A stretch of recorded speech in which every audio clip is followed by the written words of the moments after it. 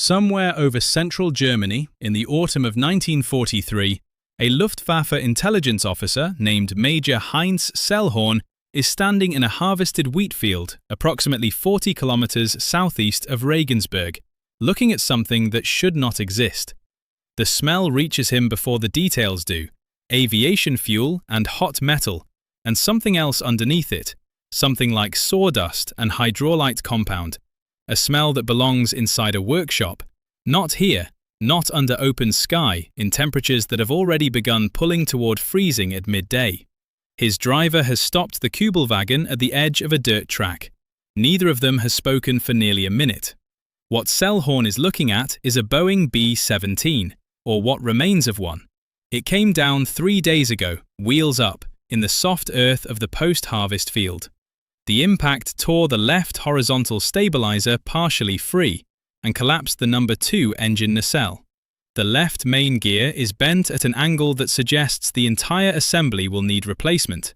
There is a long scar in the earth where the belly slid. By any reasonable assessment of the situation, this aircraft is finished. It is a source of salvage, perhaps of intelligence documents, perhaps of usable components that can be stripped for examination. It is not an aircraft, it is wreckage. Except that there are Americans working on it, not a handful, dozens. They are working without tents, without shelter structures of any significance, without the mobile workshop vehicles that Sellhorn would expect to see. Even in a captured scenario, his mind is not yet processing correctly. They have hand tools and what appear to be components brought in on flatbed trucks. The field has no hardstand. There is no crane of the type a German maintenance unit would consider the absolute minimum for engine work. The temperature is 4 degrees Celsius. It rained 2 nights ago and the ground is soft. Sellhorn will file a report. The report will be read, noted, and then quietly set aside, because what he is describing does not fit the framework within which the report will be evaluated. The framework has a name, though no one calls it that. It is simply the understanding, shared by every trained engineer in the Luftwaffe maintenance system, of what aircraft repair requires. What it requires, without exception, is a controlled environment. What Sellhorn is watching, in that cold field, is something the framework has no category for. Part 1. The philosophy encoded in concrete. There is a concept in German engineering culture that does not translate cleanly into English. The closest approximation is something like the right place for the right work. It is not a formal doctrine. It is not written in any single manual, but it runs through German precision manufacturing, through German toolmaking, through German apprenticeship systems like a thread. The idea is this: complex work requires a controlled environment. A controlled environment is created by infrastructure. Infrastructure is permanent. Therefore, complex work is done in permanent places. This is not an unreasonable idea. It produced some of the finest manufactured goods in the world: Zeiss optics, Daimler engines, Krupp steel. The German apprenticeship system, the Berufsausbildung, trained craftsmen for years before they were permitted to touch a finished component unsupervised. A Luftwaffe engine mechanic assigned to a Daimler-Benz DB605 liquid-cooled engine, the engine that powered the Messerschmitt 109G series, had typically completed between 2 and 3 years of formal technical training before his first operational posting. He knew that engine. He understood it at a level that went beyond the service manual. He could feel, by the sound and resistance of a wrench, whether a component was within tolerance. But he needed his environment to work in. He needed his bench, his overhead lighting, his torque specifications hung on the wall at eye level, his parts organized in bins he had memorized, his temperature-controlled workspace that kept the precision components within the dimensional tolerances that German engineering demanded. The Luftwaffe built its maintenance system around this cultural assumption. Forward airfields had Feldwerkstattkompanien, field workshop companies, that deployed with substantial equipment. But even these mobile units were oriented around creating a controlled environment as quickly as possible. Tents became semi-permanent structures. Semi-permanent structures became hardened facilities whenever the front allowed it. The German maintenance philosophy was always moving toward the hangar. The hangar was the goal. The hangar was where real work could be done. Understand what this meant in practice. A Focke-Wulf 190A series, one of the finest piston engine fighters of the war, required a scheduled engine change at roughly every 100 hours of operational flying. The BMW 801 D2 radial engine, a 14-cylinder twin-row air-cooled unit producing 1,700 horsepower at takeoff, was a superb piece of engineering. It was also a piece of engineering that the Luftwaffe's maintenance doctrine assumed would be changed in a facility with an overhead crane rated for at least 1,000 kilograms, because the bare engine weighed 880 kilograms. Without that crane, without that controlled overhead lift, the engine change was not impossible. It was just not what the doctrine was built around. Stop and think about that. The entire maintenance schedule of one of Germany's primary fighter aircraft was built around the assumption that a specific piece of fixed infrastructure would be available, not as a preference, as a foundational assumption. When that assumption broke down, when the Luftwaffe was retreating across France in the summer of 1944, when airfields were being abandoned faster than the cranes could be moved, the maintenance system did not gracefully degrade. It fractured. Aircraft that needed engine changes sat waiting for facilities that no longer existed behind a front that kept moving. Serviceability rates, the percentage of aircraft on hand that were actually ready to fly on any given day, collapsed. The Luftwaffe's own records, captured after the war and analysed by the United States Strategic Bombing Survey, tell the story in numbers that are difficult to sit with. In the first half of 1944, average Luftwaffe serviceability rates across all theatre commands ran between 55 and 65%. By the autumn of 1944, as the retreat accelerated and established maintenance bases were abandoned or bombed, those rates in many units fell below 40%. In some fighter Gruppen fighting over the Reich itself in early 1945, serviceability dropped below 30%. That means for every 10 aircraft a unit had on paper, fewer than 3 were ready to fly on a given morning. Here is the key detail. This was not primarily because of parts shortages. Germany was still manufacturing aircraft at record rates in 1944, the Messerschmitt 109G and K series, the Focke-Wulf 190A and D series. Production numbers were actually climbing even as Allied bombing intensified. Albert Speer's armaments ministry managed a remarkable production recovery through dispersal and rationalization. The aircraft existed. They just couldn't be fixed, not without the infrastructure, not without the hangars. Now go back to Harold Kepner, standing in that captured depot in northern France, and understand what he was really looking at. He was looking at the physical embodiment of a philosophy that had never been designed to survive the situation it was now in.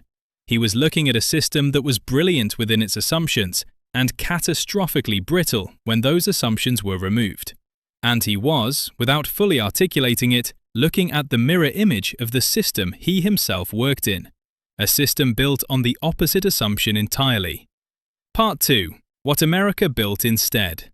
The United States Army Air Forces entered the war with a maintenance doctrine that had been shaped by 3 things: the vast geography of the American continent, the industrial character of American manufacturing, and a series of pre-war decisions about standardization that, at the time they were made, seemed almost excessively bureaucratic. The geography mattered first. American military aviation in the 1930s was spread across a continent.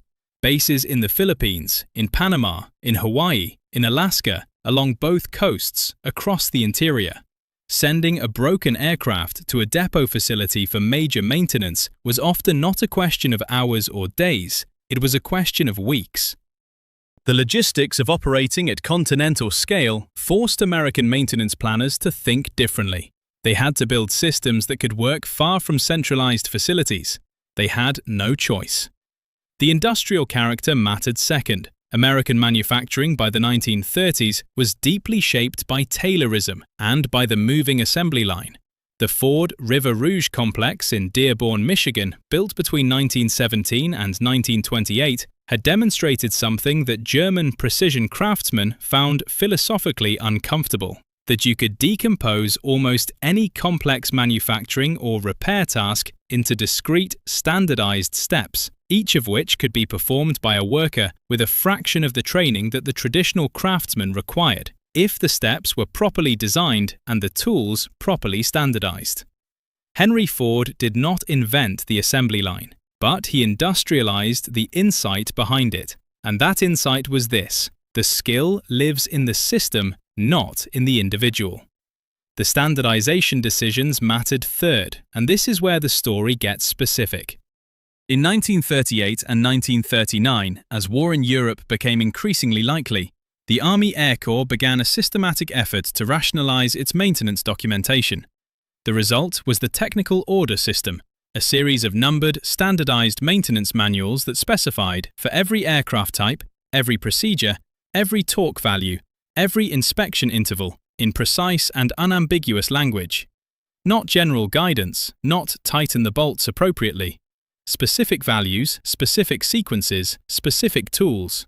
But the Technical Order System had a companion that made it actually work in the field. The Army Air Forces invested heavily in standardized tooling. Not just the same types of tools, but literally the same tools. Standardized socket sets, standardized torque wrenches calibrated to the same standards. Standardized engine hoists, the A-frame hoist design that could be assembled from components that fit in a 3/4-ton truck and could lift a Wright R1820 radial engine weighing 920 kilograms without a permanent overhead crane. The A-frame hoist, write that down, or rather, hold that image. A folding steel A-frame, transportable in pieces, assembled in 30 minutes by 2 men, capable of lifting an aircraft engine in an open field. No hangar required, no overhead crane required, no permanent foundation required. This was not an accident. It was a deliberate design decision made by people who understood that the next war would not always provide the luxury of permanent facilities. The question they asked was not, how do we build better hangars? The question they asked was, what is the minimum infrastructure required to perform this task reliably? Those are two completely different questions, and the answers they generate are two completely different systems. Meet Technical Sergeant Raymond Ray Kowalski, 24 years old, from Hamtramck, Michigan, a city that was at the time almost entirely Polish-American and almost entirely employed by the automobile industry in one form or another. Before the war, Kowalski worked on the Dodge assembly line at the Hamtramck plant, specifically on the engine assembly station, not repairing engines, building them. He knew the sequence of assembly because he had done it, or a portion of it, thousands of times. He could identify a component by touch in poor light. He knew what a properly torqued bolt felt like. Kowalski was assigned to the 341st Bombardment Squadron, part of the 97th Bombardment Group, operating B-17 Flying Fortresses from Polbrook, England, beginning in the spring of 1942. His job title was engine mechanic. His actual job, in practice, was keeping 4 Wright R1827 Cyclone engines per aircraft running under conditions that would have horrified a German maintenance instructor. Cold, mud, rain, open fields, no hangar, no overhead crane. A technical order manual, a standardized toolkit, and a portable A-frame hoist. And here is what Kowalski's unit actually achieved, because this is where the numbers become remarkable. The 97th Bombardment Group flew its first mission on August 17, 1942. It was the first American heavy bomber mission from England in the European theatre. 12 B-17s reached the target. All 12 returned. By the standards of what would follow, this was a small operation, but the maintenance record that supported it was not small. In the weeks leading up to that mission, the group's mechanics had been working to bring their aircraft from transit condition, aircraft that had been ferried across the Atlantic with known deficiencies deferred, to full combat readiness. They did this largely outdoors. They did it in the English summer, which is a charitable description of a season that includes substantial rain, wind, and temperatures that rarely climb above 18 degrees Celsius. They did it without hangars, because there were not enough hangars, because the 8th Air Force was building its presence in England faster than permanent infrastructure could follow. And the aircraft flew. Now hold that fact against the German philosophy, because the Luftwaffe's maintenance analysts, when they began examining American operations in 1942 and 1943, found the reports from their agents and their aerial reconnaissance difficult to interpret. They could see American airfields, they could see the dispersal patterns, they could count the aircraft. What they could not see, what their reconnaissance photographs showed as empty space, as open ground around the aircraft, was the maintenance activity happening there, because it looked like nothing. It looked like men standing around aircraft in a field. It didn't look like maintenance. Not to eyes trained on hangars. Part 3. The mystery that wasn't. In the spring of 1943, the Luftwaffe's Quartermaster General's Office, specifically the branch responsible for analyzing enemy logistics and maintenance capabilities, produced a series of internal assessments of American bomber maintenance practices. These documents were captured after the war and are now held in various Allied archive collections. They make for uncomfortable reading, not because they are wrong in their observations, but because they are wrong in their conclusions, in a way that reveals exactly how deeply the hangar philosophy had been internalized. The assessments correctly noted that American bomber groups in England were operating from airfields with minimal permanent hangar space.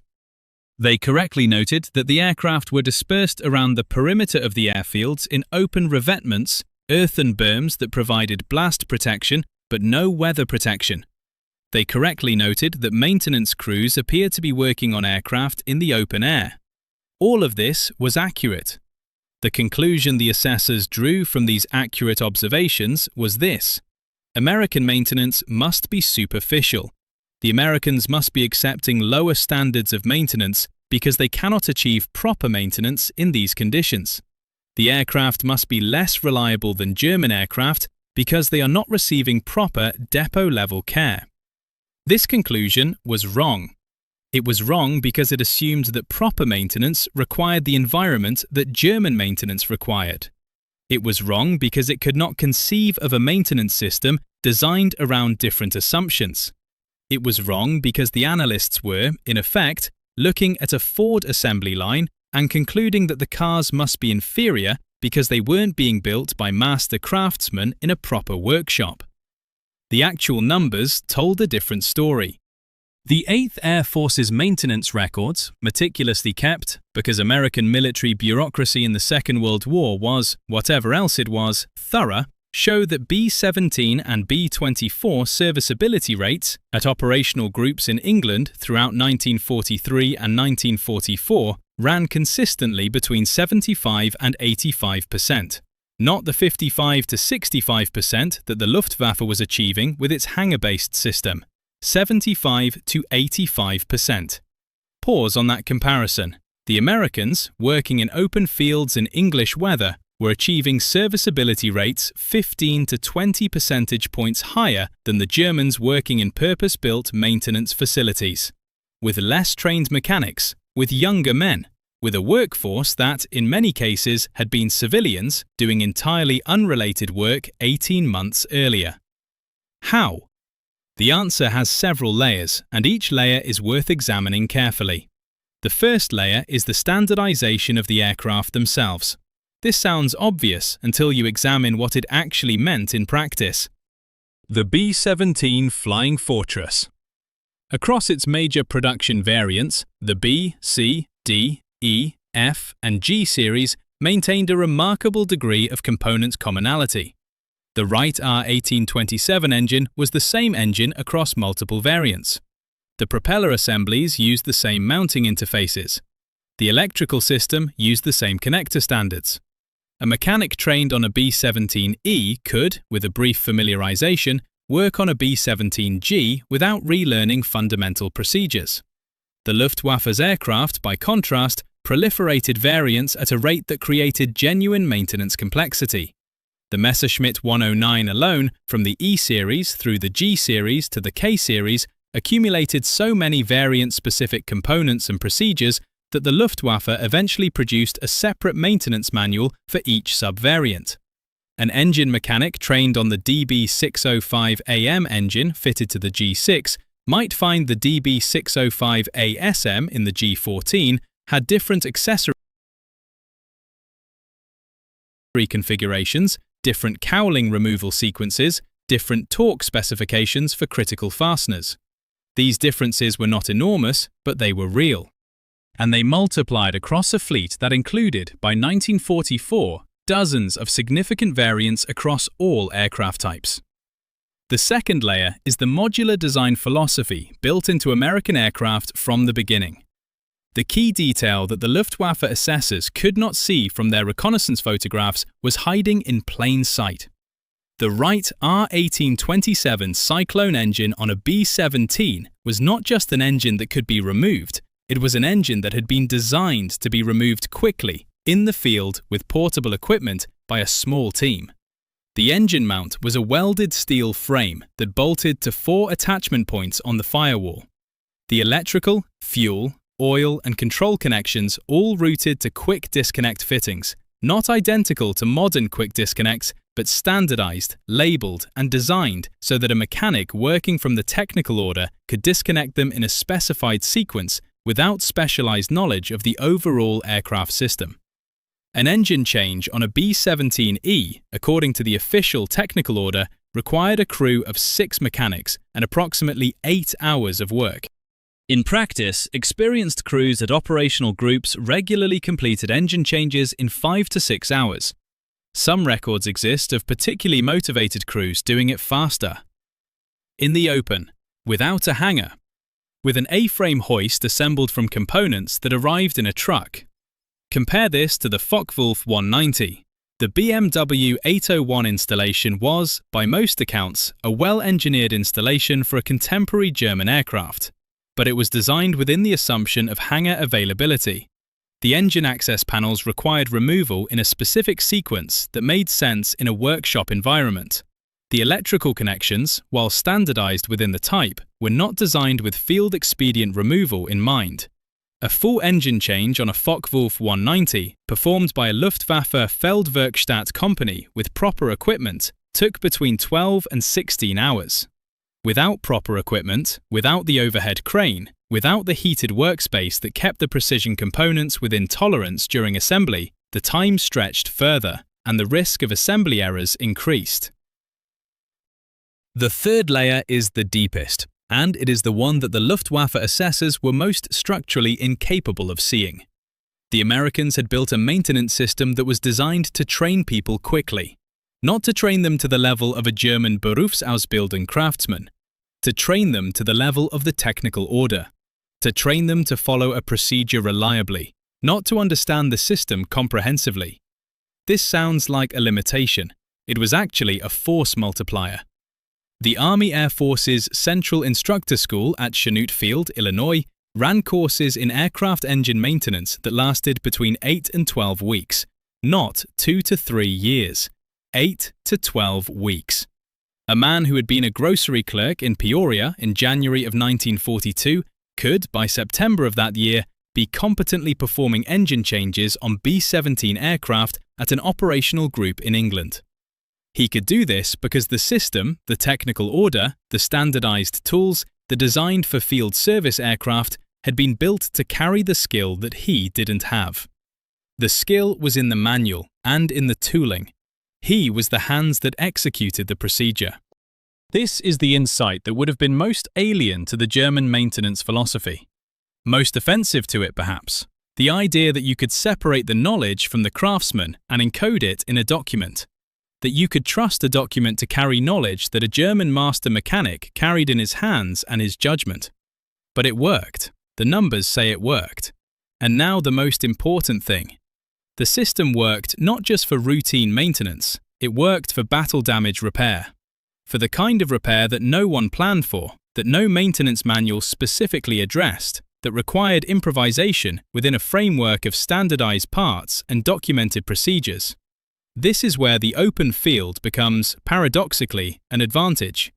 A damaged B-17 returning from a mission over Germany, flak holes in the fuselage, a feathered engine, a damaged control surface, landed at its base in England and was immediately assessed by the crew chief.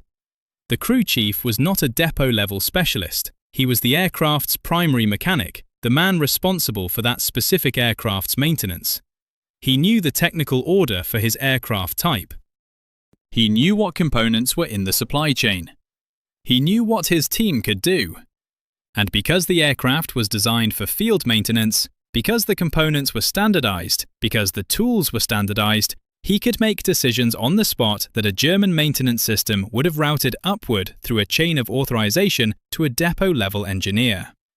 The crew chief could decide, this engine is salvageable with a cylinder replacement. This is a field repair, not a depot return. Let's get it done. Or, this wing spar damage is beyond field repair. This aircraft goes to a modification and repair unit. Or, and this is the most remarkable case, this aircraft is repairable in the field, but we need components from that aircraft over there that's been written off. We're going to cannibalize.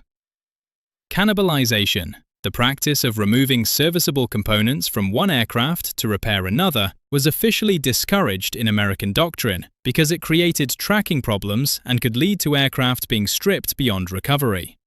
It was also, in practice, widespread and tolerated at the operational level because it worked. A crew chief with authority over his aircraft, working in an open field, could make the call to cannibalize a written-off aircraft and have a damaged aircraft back in service within hours. The Luftwaffe's maintenance system was not designed for this kind of decentralized decision-making. The German system was, in keeping with its broader philosophy, centralized. Major repairs went to depot facilities. Authorization for non-standard procedures required sign-off from engineers with specific qualifications. Cannibalization was not a field-level decision. This is not a story about German inflexibility versus American flexibility in some vague cultural sense. This is a story about two systems making different design choices, and those choices having concrete consequences when the war stopped being fought in the conditions the systems were designed for. If you're finding this investigation useful, if this is giving you a picture of what the air war actually looked like from the ground, from the maintenance depots and the muddy revetments, rather than from the cockpits, go ahead and hit the like button. It helps this channel reach more people who are interested in the parts of the story that don't make it into the standard histories. The parts that happened in open fields, in the rain, with a technical order manual and a portable hoist. Part 4. The Forensic Verdict. The forensic verdict of this investigation points to one unavoidable conclusion. The question that Harold Kepner asked in that captured German hangar in northern France, how do they think we do it without any of this, was the wrong question. Or rather, it was a question that contained a hidden assumption. The assumption was that without this meant without the equivalent of this, without the same capability, differently housed. But the Americans weren't doing the same thing differently. They were doing a different thing. The German maintenance system was a craft system. It was built on the model of the skilled craftsman who understood the machine comprehensively and who required a controlled environment to apply that understanding reliably. This system produced exceptional results within its design parameters. German aircraft maintenance in the early years of the war, when the Luftwaffe was operating from established bases with intact infrastructure, was genuinely excellent. Serviceability rates in France in 1940, during the Battle of Britain in 1940, were high. The system worked. The American maintenance system was an industrial system. It was built on the model of the production line, where the knowledge lives in the process and the tools, not in the individual worker. The individual worker's job is to execute the process reliably, not to understand the machine comprehensively. This system produced results that were, within its design parameters, equally excellent, and its design parameters included conditions that the German system had never been designed to handle. The critical difference was resilience under degraded conditions. When conditions were good, established bases, intact infrastructure, stable front lines, both systems worked. The German system perhaps worked more elegantly, in the sense that its craftsmen could handle non-standard situations through judgment and expertise. But when conditions degraded, when the front moved, when the bases were abandoned, when the hangars were left behind, the two systems diverged catastrophically. The American system degraded gracefully, removed the hangar, and the mechanics worked in the open. The procedures still worked, the tools still worked, the technical orders still worked. Serviceability rates dropped somewhat, English weather and muddy fields were not ideal maintenance conditions, but they remained operationally viable. The German system fractured, removed the hangar, and the system lost a foundational assumption. The overhead crane wasn't there. The controlled environment wasn't there. The bench with the proper lighting wasn't there. Procedures that assumed these things were present now required improvisation, and improvisation was not what the system had been designed for. Serviceability rates didn't drop somewhat, they collapsed. Now look at the specific numbers one more time, because they need to be held together. American B-17 groups in England, operating largely in open revetments, 75 to 85% serviceability. Luftwaffe fighter units in France, summer of 1944, retreating from established bases. Serviceability rates falling below 40% in many units. The Luftwaffe still had the aircraft. German production in 1944 hit record highs. In July of that year, German aircraft factories produced 3,375 aircraft of all types, the highest monthly total of the war. These were not inferior aircraft. The Focke-Wulf 190D9, introduced in the autumn of 1944, was by most technical assessments a match for any Allied fighter then in service. The Messerschmitt 262 jet, when it finally appeared in meaningful numbers, was faster than anything the Allies had. But they couldn't be maintained in the conditions the Luftwaffe now found itself in. The aircraft existed. The maintenance system to keep them flying in those conditions did not. The United States Strategic Bombing Survey, in its 1945 analysis of the German aircraft industry and the Luftwaffe's operational performance, noted this disparity with characteristic understatement. The survey analysts observed that German aircraft production figures in the final year of the war were, paradoxically, not the limiting factor on Luftwaffe combat power. The limiting factor was, in the survey's language, the inability to maintain and operate available aircraft under deteriorating base conditions. The aircraft were there, the system to use them was gone. There is one more layer to this story, and it is the one that the Luftwaffe's maintenance analysts in 1943 came closest to identifying without quite reaching the conclusion. They noted in their assessments that American bomber groups seemed to have an unusually high ratio of maintenance personnel to aircraft. They were right. An American B-17 heavy bombardment group in the 8th Air Force had a table of organization that authorized roughly 360 enlisted ground crewmen for a complement of 35 aircraft. That is more than 10 maintenance personnel per aircraft. The Luftwaffe's comparable ratio for a fighter grouper of similar size was substantially lower. The German analysts interpreted this as waste, as American inefficiency. As evidence that the Americans needed more men to do what the Germans could do with fewer, because the Americans were working without proper facilities. This interpretation was wrong in the most instructive way possible. The Americans had more maintenance personnel per aircraft, not because they were less efficient, but because they had made a deliberate choice to invest in ground personnel at the expense of other resources, because they understood that keeping aircraft in the air was a function of the people on the ground as much as the people in the cockpit. The ratio was a feature, not a bug. It meant that when an aircraft returned damaged, there were enough men to work on it immediately, in shifts if necessary, to have it back in service as quickly as possible. It also meant that the knowledge was distributed, not concentrated in a few master craftsmen who were irreplaceable, but spread across hundreds of men who each knew their procedures and their tools. You could lose individual mechanics to illness, to accidents, to the random violence of war, and the system continued to function. The knowledge didn't die with any individual. It lived in the technical orders and the standardized tools and the institutional memory of the crew chief system. The German system's knowledge lived, in part, in its craftsmen. Lose the craftsmen or lose their environment, and the knowledge became inaccessible. What happened to the men at the center of this story? Harold Kepner, the technical sergeant from Decatur, Illinois, who stood in that captured German hangar and asked his question, returned to the United States in the autumn of 1944 after completing his tour with the 9th Air Force's forward maintenance teams. He went back to Decatur. He went back to working on automobiles. He died in 1987 at the age of 69. He never wrote a memoir. He never gave a formal interview about his wartime service. His question, "How do they think we do it without any of this?" exists only because David Holt, the RAF squadron leader who was standing next to him, mentioned it in a post-war memoir published in 1962.